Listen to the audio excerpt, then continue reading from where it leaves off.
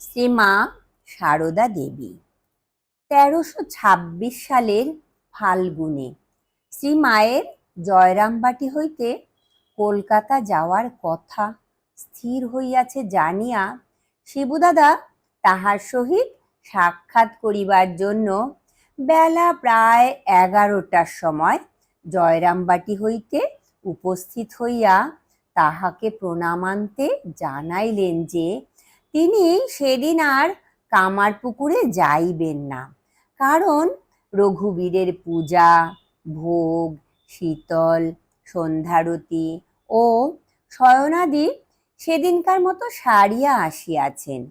মা ইহাতে অসন্তুষ্ট হইয়া সেদিনই তাহাকে কামারপুকুরে ফিরিয়া গিয়া বৈকালিক ক্রিয়াদি যথাবিধি করিতে বলিলেন এবং কামারপুকুরে লইয়া যাইবার জন্য ব্রহ্মচারী বরদাকে একটি পুটুলিতে কিছু ফল ও শাক সবজি বাঁধিয়া লইতে বলিলেন এবং বলিলেন যে তিনি যেন আমোদর নদ পর্যন্ত শিবুদাদাকে আগাইয়া দিয়া আসেন। বরদা তাহাই করিলেন, কিন্তু একটু পরেই দেখা গেল শিবুদাদা পুনরায় মায়ের বাড়িতে উপস্থিত।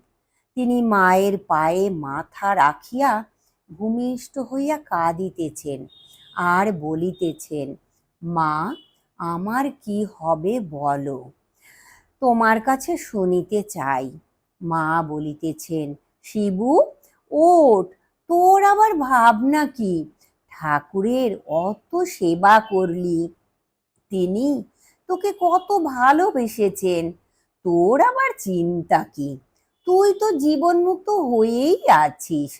শিবুদাদা তখন বলিতেছেন, না, তুমি আমার ভার নাও, আর তুমি যা বলেছিলে তুমি তাই কিনা বলো। মা তাহার মাথায় ও চিবুকে হাত দিয়া যতই আদর করেন ও সান্ত্বনা দেন, শিবুদাদা ততই অশ্রু বিসর্জন করিয়া বলেন, বলো, তুমি আমার সকল ভার নিয়েছ আর সাক্ষাৎ মা কালী কিনা? শ্রীমা এতক্ষণ এই ব্যাপারে একটু বিচলিত হইয়া পড়িয়াছিলেন। এখন শিবুদাদার এই প্রগাঢ় ব্যাকুলতা দর্শনে তাহার ভাবান্তর উপস্থিত হইল। পার্শ্বস্থ বরদা মহারাজা স্পষ্টই মনে হইল শ্রীমা তখন আর সামান্য মানবী নহেন।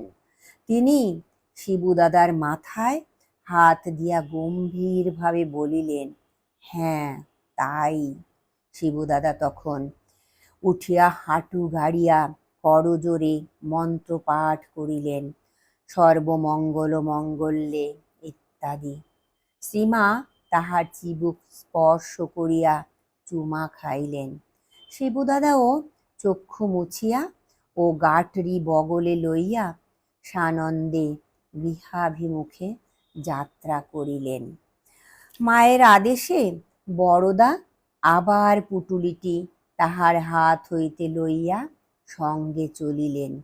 গ্রামের বাহিরে আসিয়া শিবুদাদা প্রফুল্ল বদনে বরদাকে বলিলেন, ভাই, মা সাক্ষাৎ কালী, উনি সাক্ষাৎ কপাল মোচন, ওর কৃপাতেই মুক্তি, বুঝলে? জয় ঠাকুর, জয় মা, প্রণাম মাগো।